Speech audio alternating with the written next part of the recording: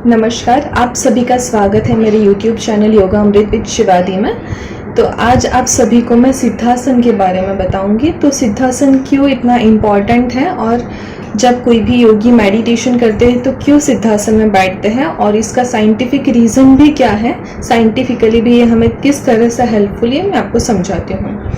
तो हमारी जो बॉडी होती है उसका ग्रेविटी जब कम होती है, जिस तरह से, जैसे कि मैं इस तरह से बैठी हूँ तो यहाँ पे डिस्टेंस ज़्यादा है, तो इसके लिए मुझे बल जो होगा हमारा वो ज़्यादा यूज़ होगा। बट अगर मैं इस तरह से बैठती हूँ तो इसके ग्रेविटी का जो डिस्टेंस है वो हमारा कम हो गया, तो हमें इसमें ज़्यादा प्रेशर नहीं लगेगा।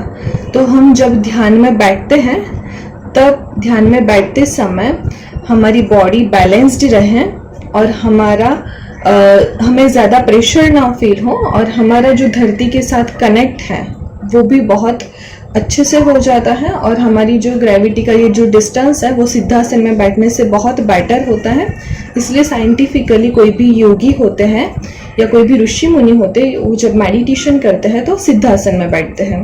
और आपको पता होगा कि आदि योगी महादेव ने ही योग की शुरुआत की थी, तो वो जब भी मेडिटेशन में बैठते हैं तो इस प्रकार सिद्धासन में बैठते हैं। मैं आपको प्रॉपरली बताती हूँ कि किस तरह से बैठना है और सिद्धासन में क्यों बैठते हैं योगी लोग जब मेडिटेशन करते हैं तब। तो सिद्धासन को इस प्रकार की सिद्धि दी गई है। सिद्धासन, उसके नाम पर से हमें पता चलता है कि ये सिद्धि वाला आसन है।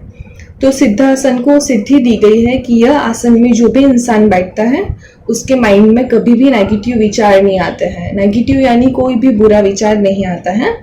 इसलिए हम जब भी मेडिटेशन करते हैं तब सिद्धासन में बैठते हैं। तो मैं आपको दिखाती हूँ।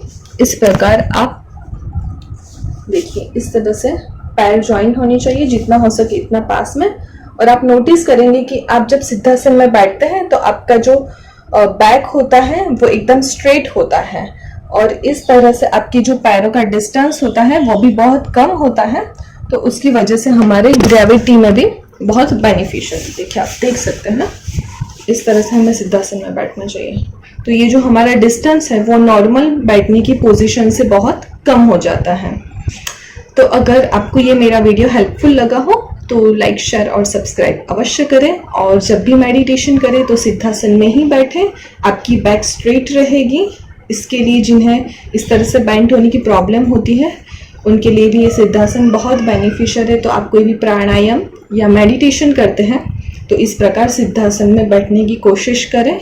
यह साइंटिफिकली और हमारे स्पिरिचुअली भी ये बहुत अच्छा है, तो आप अवश्य ट्राई करें। धन्यवाद।